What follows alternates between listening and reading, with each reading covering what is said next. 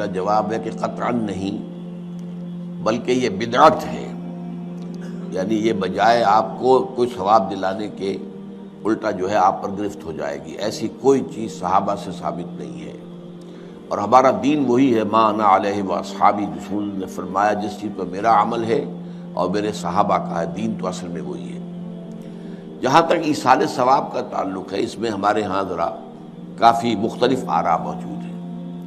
مجھے اس رائے سے اتفاق ہے کہ مالی اگر کوئی عبادت ہے اس کا ثواب آپ اپنے کسی فوت شدہ بزرگ کو منتقل کر سکتے ہیں. مطلب آپ نے کسی بیوہ کی کوئی مدد کی ہے، کسی یتیم کی کوئی مدد کی ہے، کسی دینی کام میں پیسہ لگایا ہے، کوئی صدقہ جاریہ شروع کیا ہے خدمت خلق کے لیے وغیرہ وغیرہ، اس کی تو جو ہے اس کے ثواب کو منتقل کیا جا سکتا ہے کہ اللہ اس کا ثواب میرے والد یا میری والدہ کے منہ کو پہنچا دے. جسمانی نہیں. آپ نماز پڑھ کے کہیں اس کا ثواب، یا روزہ رکھ کر کہیں کہ اس کا ثواب، یا یہ کہ آپ قرآن پڑھ کر کہیں یہ آپ ہی کو ثواب ہوگا. آپ خود پڑھیں گے آپ کو ثواب ہوگا. البتہ ایسے تمام افعال کے بعد جب آپ اللہ سے دعا کریں گے، یہ نہیں کہیں گے کہ میرے اس فعل کا ثواب منتقل کر دے، اے اللہ میرے والدین کی مغفرت فرما. تو یہ کوئی نیک کام کرنے کے بعد جو ہے اس دعا کی تاثیر جو ہے وہ بڑھ جاتی ہے. بس اس پہلو میں انڈائریکٹلی اس کا ایک تعلق بن جائے گا. ورنہ یہ کہ وہ اس طریقے سے بچوں کو بلانا اور پڑھانا اور یہ جو ہے سوئم میں کرنا اور قرآن خوانی کی محفلیں، یہ سب بدعات ہیں، اور یہ در حقیقت دین میں اضافے ہیں اور ان کی کوئی حقیقت نہیں ہے. دیکھیے انسانی زندگی کے یہ 3 دور ہیں. حیات دنیاوی جو ہماری پیدائش سے شروع ہو کر اور ہماری موت پر ختم ہو جائے، پھر حیات برزخی موت سے لے کر قیامت کے دن تک، اور پھر حیات اخروی ہے قیامت میں ریزوریکشن کے بعد سے وہ زندگی جو ہے جو جنت یا دوزخ کی ہے. اس میں ان دونوں زندگیوں کے بارے میں تفصیل سے کوئی بات کرنا بالکل غلط ہے، اور اس سے فتنے پیدا ہوتے ہیں. ظاہر بات ہے کہ قبر، جسم تو قبر میں رہتا ہے، اس میں تو کوئی شک ہی نہیں ہے. روح کہاں جاتی ہے؟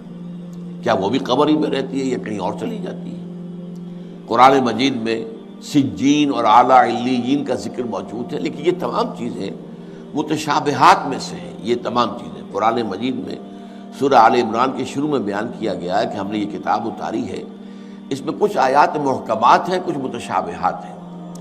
وہ متشابہات کا ایگزیکٹ مفہوم جاننا اس وقت ہمارے لیے ممکن نہیں ہے. یہ تو جب اس عالم میں ہم پہنچیں گے تو معلوم ہوگا کہ ہاں یہ بات تھی کہ جو قرآن مجید میں اس طور سے کہی گئی تھی. لیکن یہ کہ اس وقت جو ہے جتنا کچھ ہمیں حدیث صحیح میں مل جائے یا قرآن میں مل جائے، اس عالم برزخ میں بھی یہ تو ہوتا ہے کہ جو نیک لوگ ہیں انہیں کچھ نہ کچھ جو ہے اثرات اچھے ان پر پڑتے رہتے ہیں، ان کی ارواح پر کہہ لیجئے، اور کچھ جو برے ہیں ان کے اوپر جو آخری انجام ہونا ہے اس کی کچھ ریفلیکشن ہوتی رہتی ہے. جس کو حدیث میں کہا گیا ہے کہ ہر قبر جو ہے وہ یا تو جنت کے باغیچوں میں سے ایک باغیچہ ہے یا دوزخ کے گڑھوں میں سے ایک گڑھا ہے. یا کہیں کہہ دیا جاتا ہے کہ کھڑکی کھول دی جاتی ہے اس میں، یا جنت کی طرف سے ٹھنڈی ہوائیں آئیں، خوشبوئیں آئیں، اور یا دوزخ کی طرف سے کہ آگ کی لپٹ آئے. دوزخ میں داخل ہوں گے قیامت کے بعد ہی، اور جنت میں داخل ہوں گے قیامت کے بعد ہی، لیکن اس کے کچھ آثار پڑنے شروع ہو جاتے ہیں. وہ جس کو انگریزی میں آپ کہتے ہیں coming events cast their shadows before.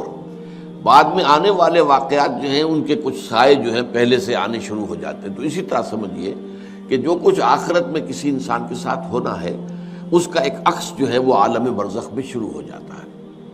اسی لیے قرآن مجید میں یہ بھی آیا ہے کہ یہ جو آل فرعون تھے یہ صبح و شام جہنم پر پیش کیے جاتے ہیں، اور قیامت کے دن پھر کہہ دیا جائے گا ادخلوا آل فرعون نار، ان کو داخل کر دو آگ کے اندر.